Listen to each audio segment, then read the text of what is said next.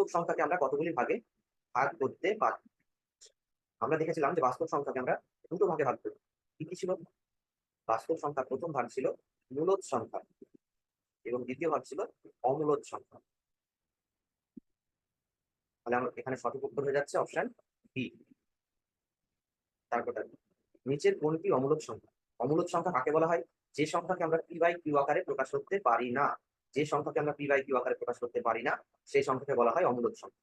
তাহলে দেখো option A হচ্ছে 55। 55 মানে আমরা লিখতে পারি 55/1, উপরেরটা পি নিচেরটা কিউ। তাহলে এটাকে আমরা পি বাই কিউ আকারে প্রকাশ করতে পারছি। আচ্ছা, অপশন সি দেখো √9। √9 মানে রুটের ভিতর 3 গুণ 3, তার মানে 3। 3কে আমরা 3/1 আকারে লিখতে পারি, এটাও মূলদ সংখ্যা। আর এটা তো লব বাই হর আকারে আছেই, তাহলে এটাও মূলদ সংখ্যা। তাহলে এখানে সঠিক উত্তর হয়ে যাবে অপশন বি। কারণ 5কে আমরা বর্গমূল করতে যেহেতু পারছি না, তাই 5কে পি বাই কিউ আকারে প্রকাশ করতে পারবো না। তারপর দেখো